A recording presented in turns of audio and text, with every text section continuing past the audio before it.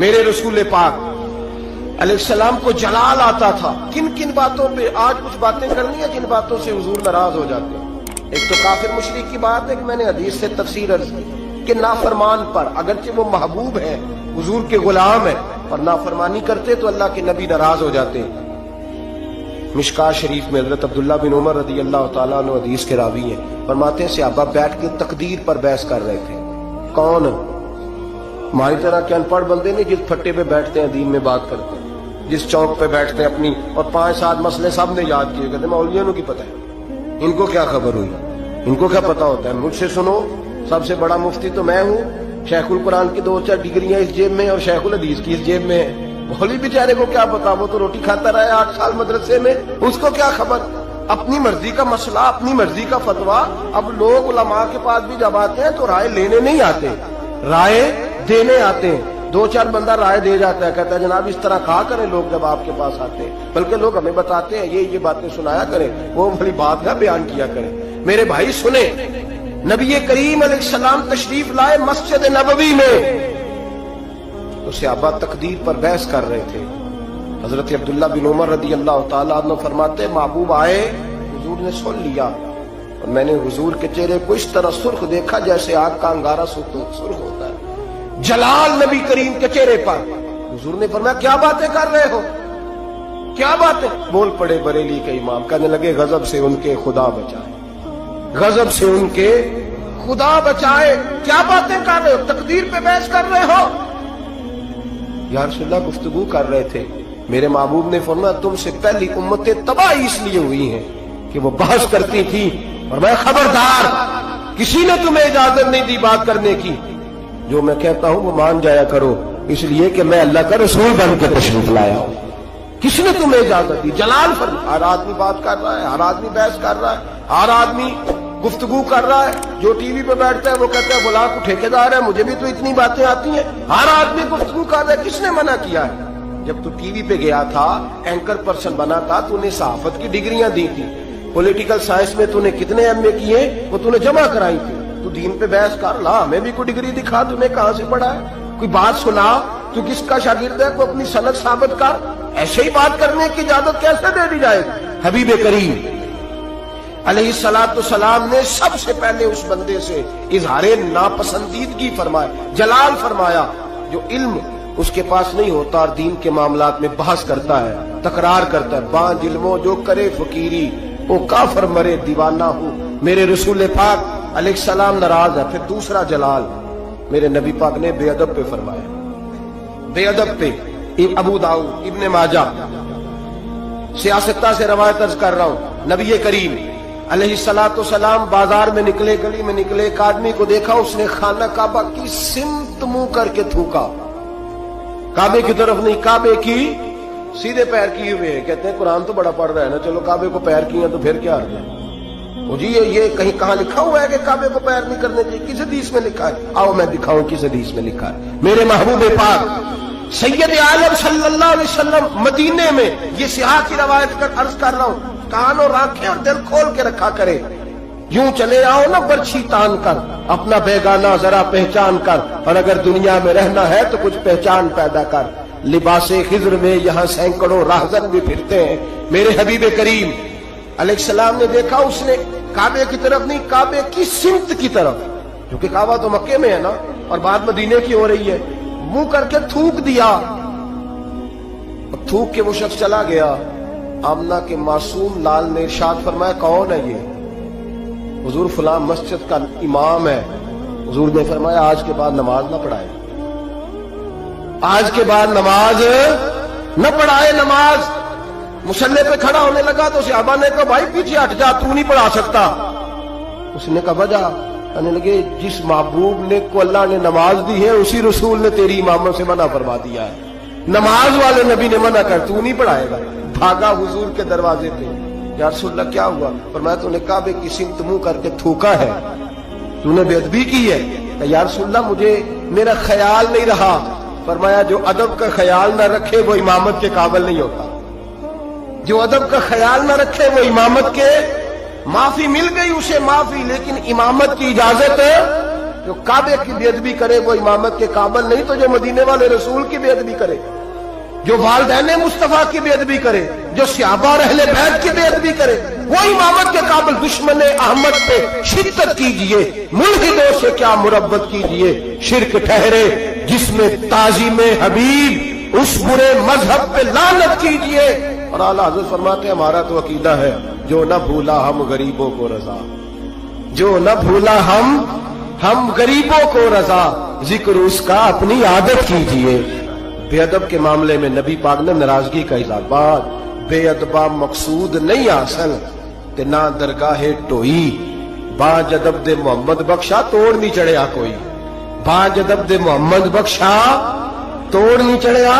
ایک روایت اور عرض کر دو ترمذی سے، حضور جنازہ پڑھانے گئے، پہلے چلے گئے، لوگ کہتے ہیں پتہ ہوتا تو جاتے کیوں، میں کہتا ہوں اگر جاتے نہ تو مسئلہ کیسے بتاتے۔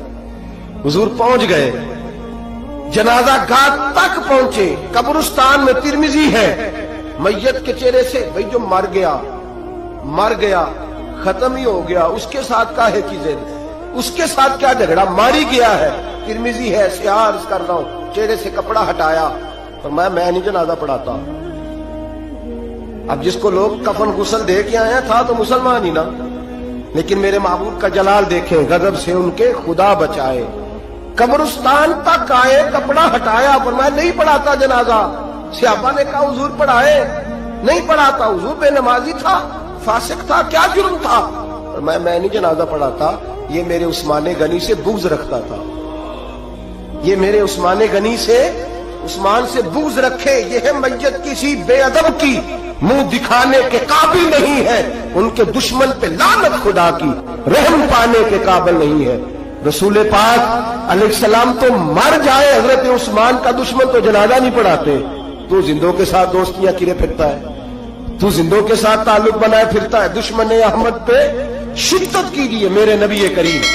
پہلی بات تو حضور نے بحث کرنے والے پہ جلال کیا، دوسری بات میرے نبی کریم سید عالم صلی اللہ تعالی علیہ وسلم نے جلال فرمایا اس شخص پر جو شخص بے ادبی کرتا ہے، جلال۔ تیسرا جلال فرمایا حضور نے، ایک شخص نے آ کے عرض کی یا رسول اللہ صلی اللہ علیہ وسلم، ہمارے محلے کا امام مسجد لمبی نماز پڑھاتا ہے، لمبی نماز پڑھاتا ہے۔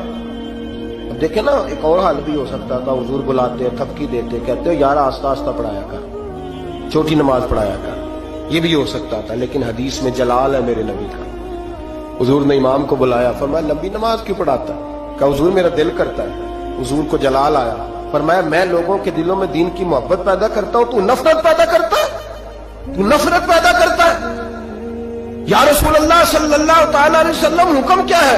فرمایا جب لوگوں کو پڑھا تو چھوٹی پڑھایا کر، اور جب خود پڑھنی ہو تو جتنی مرضی لمبی پڑھا کر، تمہیں اجازت ہے، یہ تمہیں اجازت۔ جلال فرمایا نبی پاک نے اس امام پر اگر جلال ہے نبی نماز پڑھانے کا، تو یہاں تو جلسہ 6 گھنٹے کا ہوتا ہے، 9 گھنٹے کا جلسہ ہے۔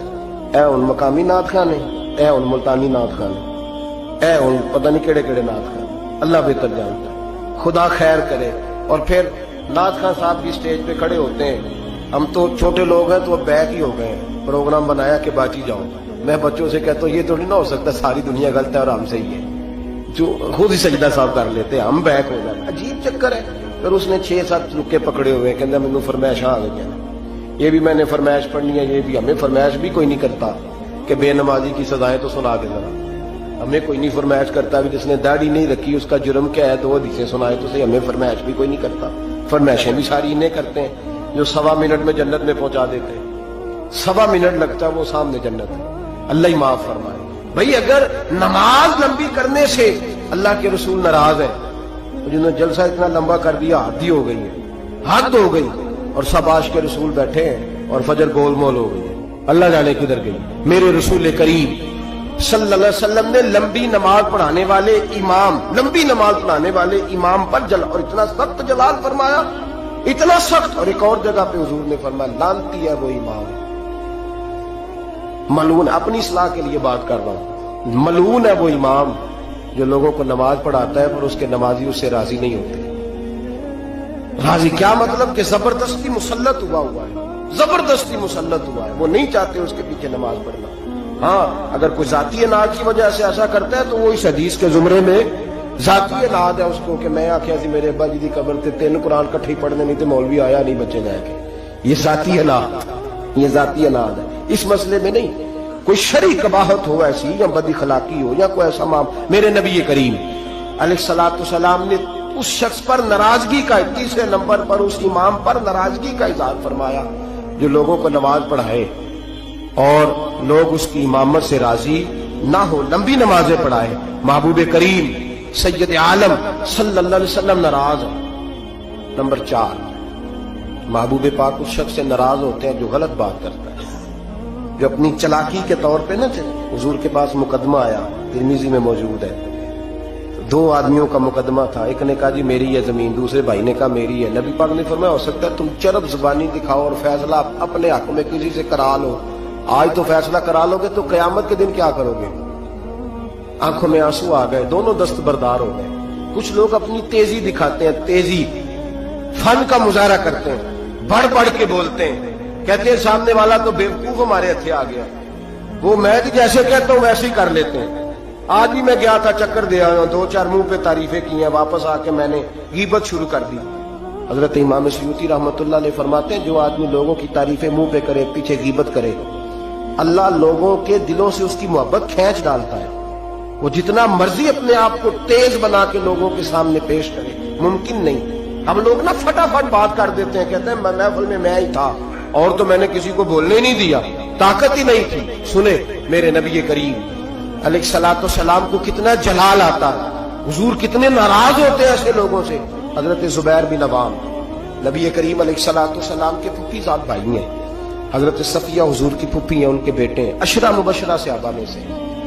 حضرت عبداللہ بن زبیر کے والد ہیں، حضرت اسماء بنت ابی بکر صدیق جو غار ثور میں روٹی پہنچاتی تھی، حضرت عائشہ صدیقہ کی بڑی بہن، ان کے شوہر ہیں حضرت زبیر بن عوام۔ اور حضور نے فرمایا سب کا کوئی نہ کوئی تنہائی کا دوست ہوتا ہے، جب دل کرتا ہے کہ فلاں نہ آئے تو میں اکیلے میں اس کے پاس بیٹھوں، فرمایا جب میرا کسی کے پاس اکیلے بیٹھنے کو دل کرے تو میں زبیر کو بلایا کرتا ہوں۔ اتنی محبت ہے نبی کریم علیہ السلام کو حضرت زبیر بن عوام کے ساتھ۔ ان کا ایک پڑوسی تھا، اس پڑوسی کے ساتھ ان کی بحث ہو گئی۔ جوہر تھا جو حضرت زبیر بن، شارحین نے لکھا ہے حضرت زبیر بن عوام کے کھیت میں جوہر تھا، تالاب تھا پانی کا، اس تالاب سے لوگ پانی لگاتے تھے کھیتوں کو، تھا ان کی ملکیت۔ پہلے حضرت زبیر بن عوام کے کھیت تھے، اس سے آگے اس آدمی کے کھیت تھے۔ اب وہ آدمی کہنے لگا حضرت زبیر سے کہ پانی پہلے میں نے لگا لیا۔ آپ نے فرمایا کہ تو پانی میرا ہے اور دوسرا پہلے کھیت بھی میرا ہے، جب میرے کھیت پانی پی لیں گے، سیر ہو جائیں گے تو میں کھول دوں گا، تیری طرف آ جائے گا۔ اس نے بحث کی، جھگڑا کیا، ایک تو اس کا مقدمہ ناجائز ہے، پھر وہ جھگڑا لے کے آدر رسول پہ گئے۔ نبی کریم سید عالم صلی اللہ علیہ وسلم مروت فرماتے تھے، حضور خیال کرتے تھے، حضور کا طریقہ مبارکہ تھا جتنا کسی کا بھلا ہو سکے کسی سے اتنا کرا دیا کرتے، جتنا کسی کرنے والے کو تکلیف نہ اتنا بھلا۔ ایسا ہوتا ہے، مروت کا مظاہرہ کرے لوگ بگڑ جاتے ہیں۔ آپ کسی سے پیار کر کے تعاون کرتے ہیں، سامنے والا لالچ شروع کر دیتا ہے، وہ کہتا ہے کل بھی دینا ہے اب تو نے پرسوں بھی دینا ہے، اب فلاں دن بھی دینا ہے، پیچھے پڑ جاتا ہے۔ مروت کا لوگ، غالب نے کہا تھا محبت کو ظالموں نے عبادت دیا قرار، انہوں نے عجیب رنگ اختیار کر لیا ہے۔ اب جب وہ مقدمہ حضور کی بارگاہ میں آیا نا، بات کی سمجھ تو آ رہی ہے نا اب حضرات، جب مقدمہ آیا نا نبی پاک سید عالم صلی اللہ علیہ وسلم کے پاس، تو حضور نے بات سنی تو نبی پاک سمجھ گئے کہ زبیر اس معاملے میں ٹھیک ہے، ان کی رائے، ان کا موقف درست ہے۔ آپ نے اس شخص سے کہا، حضرت زبیر سے فرمایا یار جب تیرے کھیت پانی پی لے نا تو پھر تو نے پانی کا کیا کرنا ہے، کھول دیا کر، اس کے کھیتوں کو بھی لگ جائے، ٹھیک ہے پہلے تو ہی پلا اپنے کھیتوں کو لیکن بعد میں کھول دیا کر۔ اس شخص نے فٹافٹ ایک بات کی، حضور کی نرمی کو دیکھا نا، محبت کو دیکھا، پیار کو دیکھا، وفا شیاری کو دیکھا کہ حضور تو جو بھی آتا ہے میٹھا ہی بولتے ہیں، جو بھی آتا ہے حضور پیار ہی کرتے ہیں۔ پتہ کیا کہا اس نے؟ کہنے لگا زبیر آپ کی پھپھو کے بیٹے ہیں نا، معاذ اللہ آپ کے پھپھی داد ہے نا، اس لیے آپ نے حمایت کی ہے، پھپھی داد ہے، میں رشتہ دار نہیں نا آپ کا۔ میرے رسول پاک نے یوں نظر اٹھائی، حضرت زبیر فرماتے ہیں مجھے یوں لگا کہ تارے گرنے لگے، مجھے یوں لگا کہ زمین پھٹ جائے گی، مجھے یوں لگا کہ ابھی زلزلے آئیں گے، مجھے لگا قیامت سے پہلے قیامت آئے۔ حضور نے فرمایا تجھے تیری مار ہوئے، میں تیرے ساتھ مربت کرتا ہوں اور تو کیا بولتا ہے؟ فرمایا اگر دھرتی پہ میں عدل نہیں کروں گا تو بتا پھر دوسرا کرے گا کون؟ اگر میں انصاف نہیں کروں گا تو کون کرے گا؟ کس طرح کی بات کرتا ہے تو؟ جب حضور نے جلال فرمایا تو قدموں سے لگ گیا. حضور غلطی ہو گئی. حضرت زبیر فرماتے قربان جاؤں محبوبہ تیری شان پہ ابھی جلال کے دارے بہ رہے تھے جلال کے دریا، اور ذرا وہ قدموں سے لگا تو آمنہ کے معصوم لال نے اٹھا کے سینے سے لگا لیا. فرمایا میں سمجھاتا ہوں اور تم کیا کرتے ہو جواب میں؟ جب کوئی غلط بات کرتا ہم پتہ کیا کرتے ہیں؟ ہم جھوٹ بولتے ہیں، غلطیاں کرتے ہیں.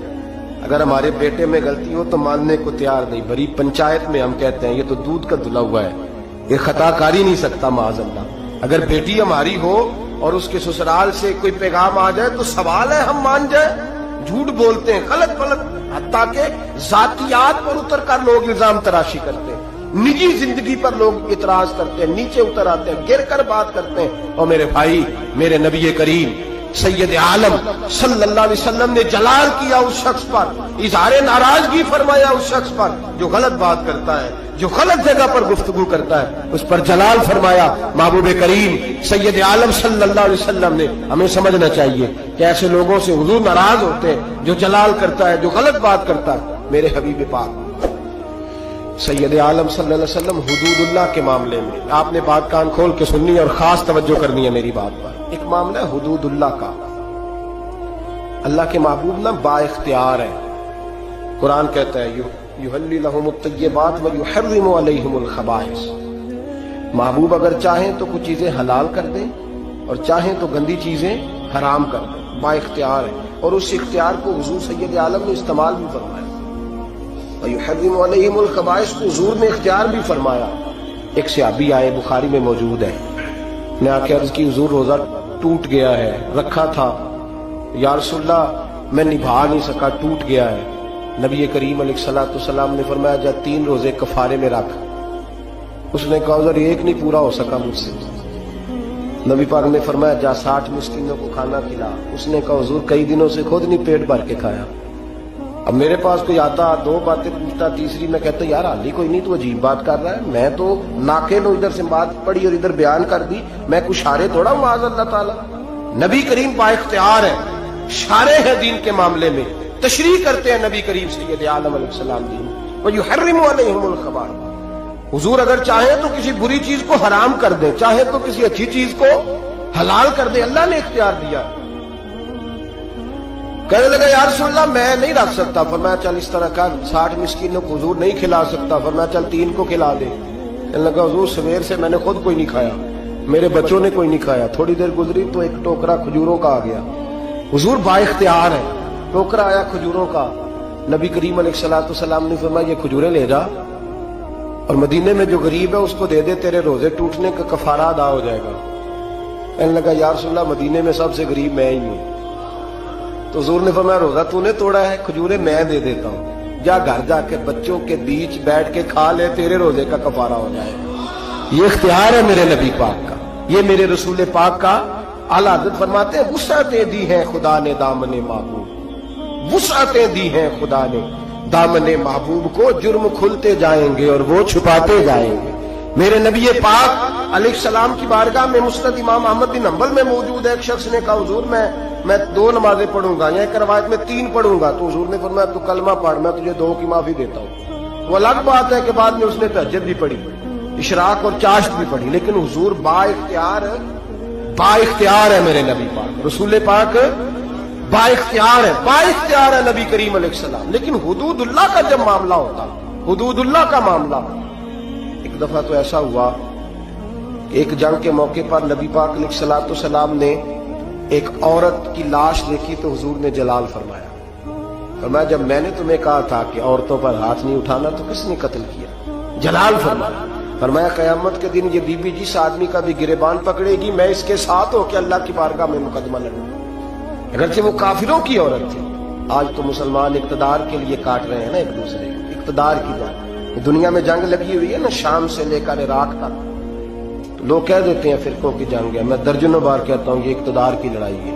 لوگ کسی نے کوئی مذہب کا روپ دھارا ہے، کوئی دھارا ہے، اصل جنگ اقتدار کی ہے. سب کو اقتدار چاہیے. اور اقتدار کے لیے بھاگ دوڑ ہو رہی ہے. 4 لاکھ کے قریب حلب کے لوگ قتل ہو چکے ہیں اور ابھی تک خون سے اس زمین کو روز رنگین کیا جاتا ہے, لیکن لوگ بازی نہیں آتے. اللہ کے نبی جلال فرمایا کرتے حتیٰ کہ کوئی درخت کاٹ دیتا ناجائز کسی کا تو حضور اس پر بھی ناراض ہوتے, اور یہاں گردنیں کاٹی جاتی ہیں. بہرحال حدود اللہ کے معاملے میں نبی کریم سید عالم صلی اللہ علیہ وسلم جلال فرماتے, با اختیار ہیں, چاہتے تو کسی چیز کی تبدیلی کر دیتے. اور جو سفارش کرنے آئے وہ بھی حضرت اسامہ بن زید ہے. ایک حد کے اسامہ بن زید کون ہے؟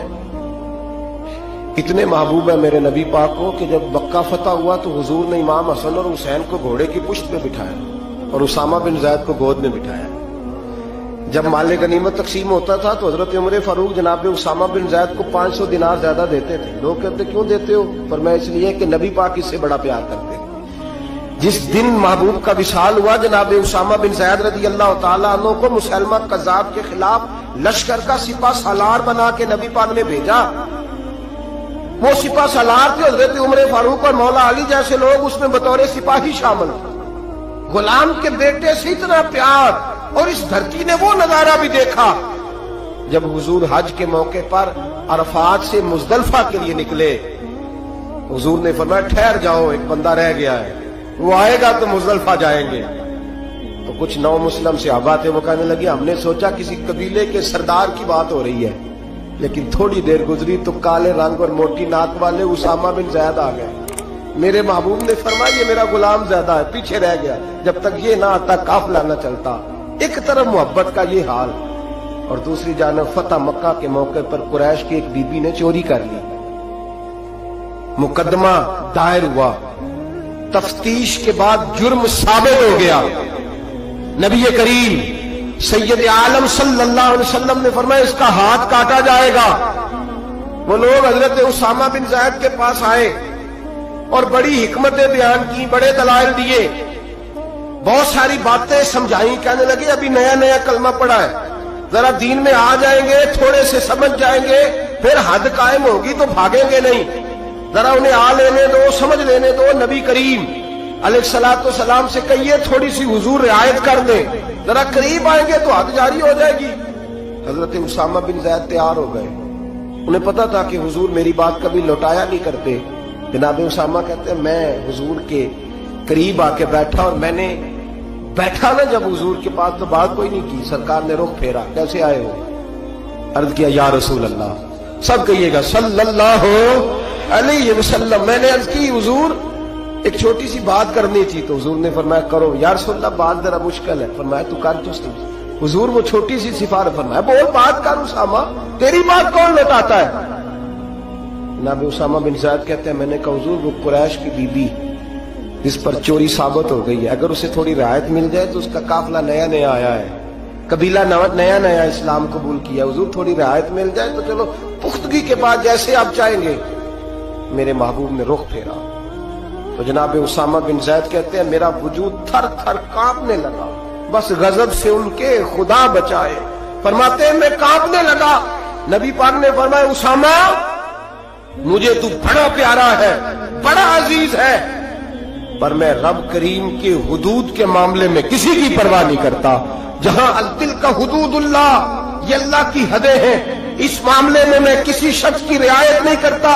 فرمایا تم سے پہلی قومیں تباہ اس لیے ہوئی کہ غریب جرم کرتے تھے تو سزا ملتی تھی, امیر جرم کرتے تھے تو چھوڑ دیے جاتے تھے. فرمایا خبردار تم نے جرأت کیسے کی اس معاملے میں سفارش کرنے کی؟ اسامہ کہتے میں ہانپتا کانپتا لرزتا مسجد سے چلا گیا. صبح کی بات تھی, جمعے کا خطبہ شروع ہوا. مدینے والے محبوب منبر پہ بیٹھے. جناب اسامہ فرماتے ہیں میرا وجود تھر تھر کانپ رہا تھا. میرے محبوب کے جملے, حضور نے بات کہاں سے شروع کی؟ فرماتے ہیں ہم سب جانتے تھے کہ نبی پاک کو سب سے زیادہ محبت حضرت جناب سیدہ فاطمہ زہرا کے ساتھ ہے, سب سے زیادہ پیار ان سے کرتے. جتنی دفعہ جناب فاطمہ آتی کھڑے ہو کے استقبال ہوتا, اور فرمایا فاطمہ تو بدعت منی, یہ تو میرے وجود کا حصہ ہے, یہ تو میرے جگر کا ٹکڑا ہے. فرماتے ہیں نبی پاک علیہ السلام نے جملے کیا ارشاد فرمائے؟ فرمایا لوگوں کو کیا ہو گیا ہے, اللہ کی حد کے معاملے میں سفارش کرتے ہیں. فرمایا مجھے قسم ہے اللہ کی عزت کی اگر میری بیٹی فاطمہ بھی چوری کرتی تو میں اس کا ہاتھ کاٹ ڈالتا. فاطمہ بنت محمد کو بھی سزا ہوتی. وہ لفظ کیا ہے؟ محبوب نے فرمایا میں اپنی محبت پر پیر رکھتا، محبت کچل ڈالتا، لیکن اللہ کے دین کو نافذ کرتا. میں فاطمہ کے ساتھ، بات کو سمجھ رہے ہیں آپ حضرات؟ میرا جملہ آپ نے سمجھا نہیں. فرمایا میں اپنی محبت کو کچل ڈالتا، اپنی محبت کو، بولیے، اپنی محبت کو گویا کچل ڈالتا، اور اللہ کے دین کو، میں دین کے معاملے میں کسی کی رعایت، یہاں تو پیر صاحب کہتے ہیں تبلیغ کی تو بگڑ جائیں گے، ان کو کہہ دیا دین پہ عمل کرو تو یہ آئیں گے نہیں. کہتے میں تینوں خواب دیکھی سی راتی تو مینوں نظر آیا سا، بابا فرید صاحب بھی تینوں یاد کر رہے تھے میرے خواب. اس کو چڑھایا جاتا ہے، بڑھایا جاتا ہے، لیکن اس کو ڈانٹا نہیں جاتا شرعی معاملات میں. کہتے ہیں ہمارا خیال رکھتا ہے نا، اتنا ہی کافی، دین کا رکھے چاہے نہ رکھے. میرے عزیز، میرے نبی کریم سید عالم صلی اللہ تعالی علیہ وآلہ وسلم نے حدود اللہ کے معاملے میں سخت حکم دیا. یہاں لوگ کہتے ہیں میرا پتر نہیں مانتا، وہ کہتا ہے ساری رات ناچ گانا کرنا ہے. نہیں جی، منڈا نہیں مانتا. محبت دیکھنی ہے کہ دین دیکھنا ہے؟ نہ بولو لیکن بات تو سچی ہے نا، بولے نہ بے شک آپ حضرات، لیکن بات تو سچ. محبت دیکھنی ہے کہ دین؟ چلو جنہیں بولو انہیں تو دیکھو گے نا انشاءاللہ تعالی، باقی بھی انہوں نے دیکھ کے صحیح انشاءاللہ تعالی. بیٹے کی بات ماننی چاہیے کہ نبی پاک کی؟ باپ کی بات ماننی ہے کہ نبی پاک کی؟ بھائی کی بات ماننی ہے کہ نبی پاک کی؟ کہتے ہیں جی وہ فلاں نہیں مانتا. کیا مطلب ہے تیرا؟ میرے نبی کریم سید عالم صلی اللہ علیہ وسلم نے فرمایا اسامہ تجھ سے تو بڑا پیار ہے نا، لیکن فاطمہ سے مجھے سب سے زیادہ پیار ہے. اگر فاطمہ بنت محمد بھی چوری کرتی تو میں پیار نہ دیکھتا، میں رب کا دین دیکھتا. میں حدود اللہ نافذ کرتا، حدود اللہ. نبی پاک سید عالم صلی اللہ علیہ وسلم کو جلال آتا تھا جب کوئی اللہ کی حد توڑتا تھا. نبی رحمت علیہ اصل بات کیا تھی؟ بڑی محنت سے حضور نے دین سجایا، بڑی محنت سے. ہم لوگ کہتے ہیں نا میرا خون پسینہ شامل ہے، اور میرے بھائی اس دین کی بنیادوں میں میرے رسول کا خون پسینہ شامل ہے. صحابہ کہتے ہیں جب مسجد نبی بنائی تو حضور جب اینٹیں اٹھاتے تھے تو پسینہ بہہ کے اینٹوں پہ گرتا تھا. اسی لیے تو آج تک وہاں سے خوشبو آتی ہے، اس لیے تو آج تک وہاں سے خوشبو آتی ہے. حضور کا پسینہ گرتا تھا. اور احد میں میرے رسول پاک نے یوں اپنے خون کو اپنے ہاتھوں پہ رکھ لیا اور کہا اے اللہ تو دیکھ رہا ہے نا، یہ مجھے جانتے نہیں، انہیں ہدایت کا نور عطا فرما دے. اور میرے بھائی خون پسینہ حضور نے دین سینچا، سوارا، اپنی اولاد کی قربانی دی. جس مکان کو تو نے اپنے ہاتھ سے ٹائلیں لگائی ہو، تیرا اپنا بیٹا بھی وہ ٹائل توڑ دے تو تھپڑ مارتا ہے. وہ تجھے پتا نہیں میں نے پردیس کاٹ کاٹ کے بنایا ہے اور تو توڑ رہا ہے. معمولی سمجھتے ہو دین کی دھجیاں بکھیرنا؟ جب تو دین کی نافرمانی کرتا ہے تو مدینے والے رسول کا دل دکھ جاتا ہے. گویا حضور فرماتے کیا کر رہے ہو؟ میں نے بڑی مشقت سے تمہیں دین دیا ہے، میں نے خون پسینہ لگا کے تم تک پہنچایا تھا، تم نے ایک رات میں اڑا کے رکھ دیا، تم نے چند منٹوں میں تباہی لگا دی سارے دین کی، ساری شریعت کی دھجیاں بکھیر دی. اور میرے بھائی، میرے حبیب کریم سید عالم نور مجسم صلی اللہ علیہ وسلم جلال کرتے اس لیے کہ محبت سے دین سینچا تھا، سوارا تھا. خیال کریں، غور کریں، میرے محبوب کریم محبوب پاک علیہ السلام کن باتوں میں جلال فرماتے، امتیوں سے ناراض ہو جاتے. حضرت عمر کی شان سے تو کوئی انکار نہیں نہ کر سکتا. میرے محبوب نے خود فرمایا ہے، فرمایا میرا عمر جس گلی سے گزرے شیطان رستہ ہی بدل جاتا ہے. اور نبی پاک علیہ السلام کی ایک حدیث یوں بھی ہے، فرمایا جب تک عمر دنیا میں رہے گا جہنم کو تالا لگا رہے گا. یہ لوگوں کو گناہ ہی نہیں کرنے دے گا تو لوگ دوزخ میں جائیں گے کیسے؟ یہ تالا لگا دے گا دوزخ کو. اتنا عظیم شخص جناب عمر کہتے ہیں مجھ سے بھی حضور ایک دن ناراض ہو گئے. غضب سے ان کے خدا بچائے، غضب سے ان کے خدا بچائے، جلال باری عتاب میں مجھ سے بھی ناراض ہو گئے، اور گرا جو نگاہ سے ان کی وہ سنبھل نہیں سکتا. حضرت عمر فرماتے ہیں کئی مہینوں حضور کے ان جملوں کی، اس ناراضگی کی ٹیسیں میرے سینے میں اٹھتی رہیں، اور آج بھی جب خیال آتا ہے تو میں اللہ کی بارگاہ میں سجدے میں گر جاتا ہوں کہ اللہ وہ میری بڑی خطا تھی. سنو حضرت عمر فاروق رضی اللہ تعالیٰ عنہ سے لوگوں نے کہا عمر ہوا کیا؟ تو فرمانے لگے مجھے پتا چلا کہ تورات، انجیل اور زبور بھی اللہ کی کتابیں ہیں، تو میں کہیں سے تورات اٹھا لایا اور مسجد نبی میں نے بیٹھ کے پڑھنی شروع کر دی. فرمانے لگے مدینے کے محبوب تشریف لائے، हुजूर ने मेरी तरफ देखा और हुजूर तौरात को भांप गए, देख गए कि तौरात है। नबी पाक ने फरमाया क्या पढ़ रहे हो? अर्ज की हुजूर तौरात पढ़ रहा हूं। तो फरमाते हैं हजरत उमर ये लफ्ज मेरे मुंह से निकले तो मैंने हुजूर के चेहरे का रंग बदलते देखा, बस गजब से उनके खुदा बचा। मैंने रंग बदलते देखा, चेहरा अनवर पे जलाल देखा और हुजूर ने फरमाया उमर जो दीन मैंने तुम्हें दिया है वो मुकम्मल नहीं, जो पैगाम मैंने तुम तक पहुंचाया है वो कामिल नहीं, जो शरीयत मैं लेके आया वो अकमल ने एक दर फड़िए एक नु मनिए एक दे हो के मरिए। फरमाया वो मुकम्मल और कामिल नहीं, कामिल नहीं। हजरत उमर कहते यार सुनना क्या हुआ? फरमाया तू तो रात पढ़ रहा है। और फिर हुजूर ने अगले लफ्ज अदा फरमाए, फरमाया कसम मुझे अल्लाह की इज्जत की अगर आज मूसा हयात जाहिरी में होते, सैयदना मूसा अलैहिस्सलाम अगर आज हयात जाहिरी में होते तो फरमाया वो मेरा कलमा पढ़ के मेरी शरीयत की पैरवी करते। तुम तो रात पढ़ रहे हो, तुम लोगों के पीछे जा रहे हो। फरमाया मैं अपनी मोहब्बत के मामले में किसी की शराकत पसंद। आप लफ्जों पे गौर करें ना, जब मिशकात में हुजूर आए हैं तो एक सहाबी कह रहे थे हजरत मूसा कलीमुल्लाह है, दूसरे कह रहे थे जनाब ईसा रूहुल्लाह है, तीसरे कह रहे थे इब्राहिम खलीलुल्लाह है। हुजूर ने क्या फरमाया जरा अंदाज देखिए ना, एक नु मनिए एक दर फड़िए ते एक दे हो के मरिए। मोहब्बत में शराकतदारी काबिल कबूल ये कैसे हो सकता है? मेरे सामने को किसी और का नाम ले जाए, ये मुमकिन है? कोई नहीं। मियां शेर मोहम्मद शरकपुरी रहमतुल्लाह ताला अलैह रियाकारी पे बात कर रहे थे, दिखावा ना करो, दिखावा ना करो, किसी और को अल्लाह की इबादत में शामिल ना करो। उनका एक बेली कहने लगा मियां साहब समझ नहीं भी लगती कि रब करीम को क्यों इतना नापसंद है, कोई और भी देख ले, क्यों इतना नापसंद है? तो बंदा सादा था, उसको कुरान मजीद की आयात की और अहादीस के दलाइल की समझ नहीं आ रही थी, ज्यादा ही कमजोर था, ज्यादा ही सादा था, देहाती था। तो मियां साहब कहने लगे और नहीं अल्लाह की इबादत में किसी और। कहने लगा बड़ा हौसला होता है बंदों का, बंदे दो तीन लोगों को बर्दाश्त, अल्लाह क्यों? रियाकारी क्या मतलब? तो मियां साहब ने उसको समझाने के लिए मिसाल दी, समझाने के लिए, बिला मिसालो बिला तशबीह, सिर्फ समझाने के लिए। मियां साहब फरमाने लगे आज घर जाना और अपनी बीवी से कहना तेरे सामने किसी गैर का नाम ले।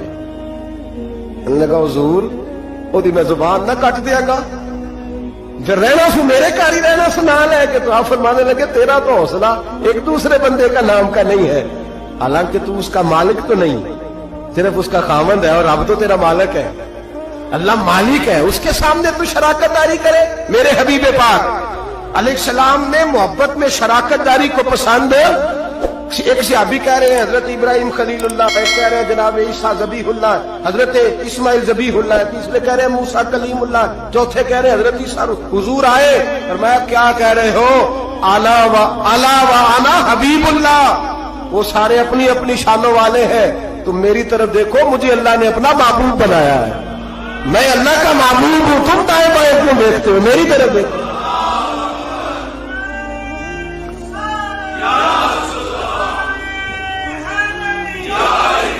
हजरत सैयदना उमर फारूक को नबी पाक अलैहिस्सलाम ने फरमाया उमर अगर हजरत मूसा हयात जाहिर में होते तो मेरा कलमा पढ़ते। तुम दाएं बाएं देख रहे हो, कोई बचा नहीं होगा सियासतदान जिसने क्रिसमस का केक ना काटा हो, कोई बचा नहीं होगा। किसी ने, कोई होली में जा रहा है, कोई दिवाली में जा रहा है, कोई इधर भाग रहा है, कोई इधर भाग रहा है। अब और भी कुछ लोग जदीद हो गए, अरब की जमीन पे मंदिर बनाने की इजाजत मिल गई है जी, सियाने हो गए। मेरे रसूल करीम सैयद आलम सल्लल्लाहु अलैहि वसल्लम ने फरमाया मनसूख हो गए दीन, अब कयामत तक सिक्का चलेगा तो मोहम्मद अरबी का चलेगा, अब कयामत तक डंका लगेगा तो या रसूल अल्लाह के नारे का डंका बजेगा।